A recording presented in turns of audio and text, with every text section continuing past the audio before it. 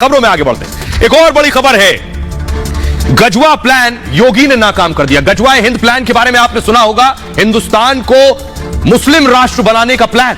योगी आदित्यनाथ को पता चला कोई इस तरह का प्लान उत्तर प्रदेश में लेकर आने की तैयारी है। योगी फौरन एक्शन में आ गए।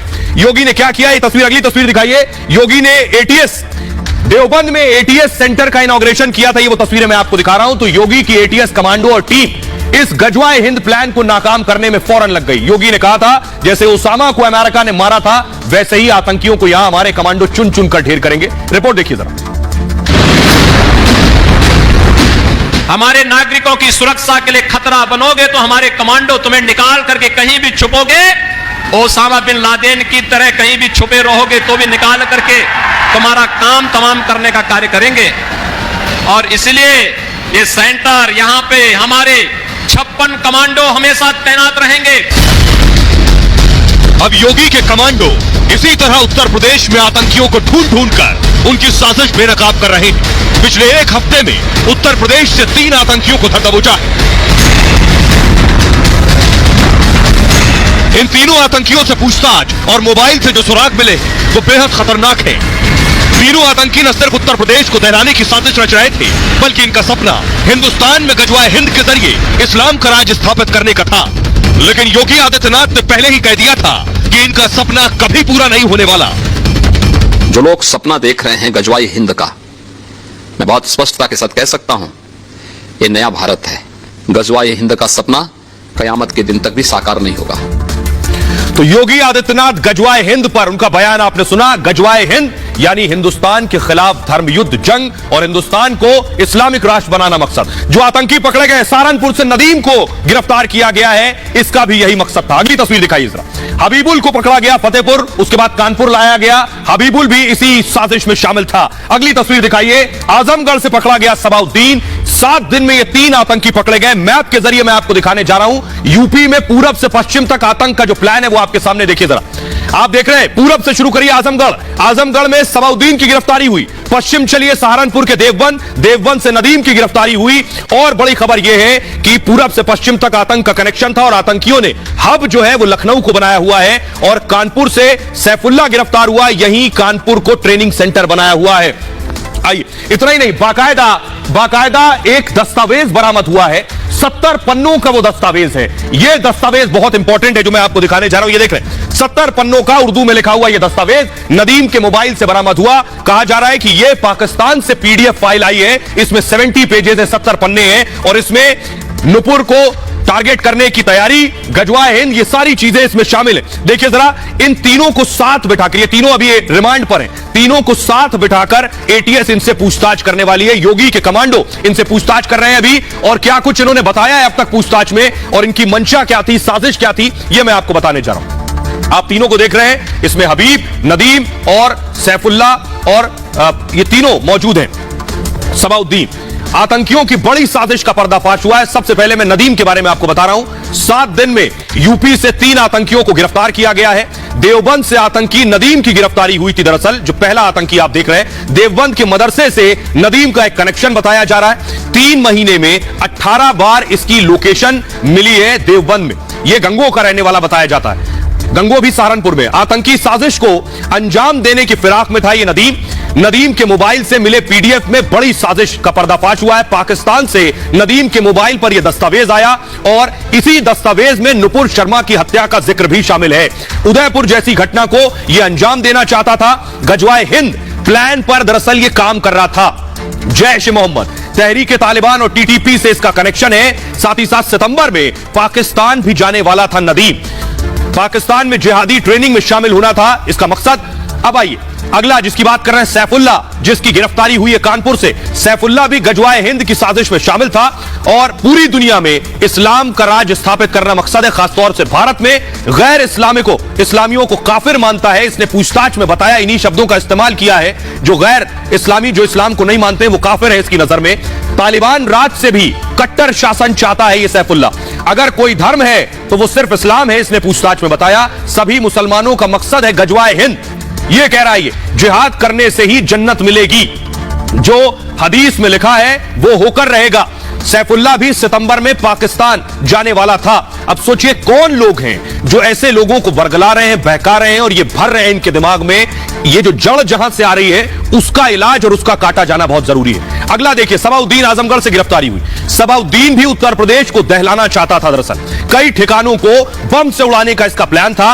संघ बीजेपी ऑफिस की इसने ऑनलाइन रेकी की थी, कहां लोकेशन है, कहां दफ्तर है। आका के इशारे पर हमले की तैयारी कर रहा था। ये सबाउद्दीन के मोबाइल से बहुत अहम सुराग मिला है। सीरिया में आईसिस आतंकी के संपर्क में बताया जाता है। मुंबई और उत्तर प्रदेश के कई लोगों के नंबर भी इसके पास से मिले। अब तीनों आतंकियों से एटीएस पूछताछ कर रही है।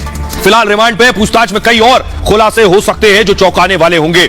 आइए अब मैं आपको दिखाने जा रहा हूं कि कैसे ये ट्रेनिंग कर रहे थे, ये कौन कौन से हथियार बनाने की ट्रेनिंग ले चुके थे। ये दस्तावेज इसके पास से मिले हैं जिसमें बम बनाने की ट्रेनिंग भी शामिल है। देखिए डायनामाइट, ये जो आप देख रहे हैं कुकर के जरिए कैसे बम बनाना है, ये देखिए ये कैसे ब्लास्ट करना है, कैसे क्या क्या चीजें मिलानी है एक धमाके को करने के लिए। देख रहे हैं डायनामाइट क्या क्या मिक्स करना है, आरडीएक्स बनाना, सब इस दस्तावेज में शामिल। अगली तस्वीर दिखाई तरह ये आप देख रहे हैं, ये था लोन वोल्फ अटैक, यानी किस तरह से हमला करना है वो इसमें शामिल है। ये तस्वीरें जो आप देख रहे हैं। आइए लेकिन मैं आपको बताऊं, ये जो ट्रेनिंग थी, ये ट्रेनिंग इन तीनों ने कर रखी थी। अब एटीएस इनसे पूछताछ कर रही है, कुछ और बड़े खुलासे हो सकते हैं। आइए अब मैं आपको बताऊं कि आतंक की पाठशाला, कैसे आतंक की पाठशाला देने की ट्रेनिंग इनके लिए की गई थी और उस ट्रेनिंग के जरिए ये क्या बनाने वाले थे। नदीम के पास से 70 पन्नों का पीडीएफ मिला है। शुरू में मैंने आपको दिखाया, पीडीएफ फाइल में बाकायदा आतंक का कोड शामिल है।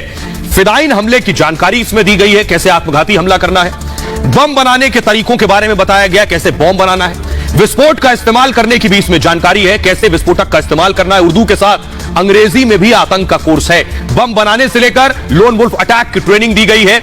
लोन वुल्फ अटैक में एक ही अकेला शख्स होता है, वो पूरी आतंकी घटना को अंजाम देता है। अकेले जाएगा, आतंकी घटना को अंजाम देगा और आएगा। आतंकी रोजाना उपयोग वाली चीज इस्तेमाल करते हैं। इसमें छोटे हथियारों और चाकुओं का प्रयोग किया जाता है। इस हमले में आत्मघाती हमले के लिए जैकेट बनाने का तरीका इस पीडीएफ में था। आत्मघाती हमले को अंजाम देने का तरीका भी इसमें शामिल था और विस्फोटक से लेकर प्रयोगशाला तक की जानकारी थी।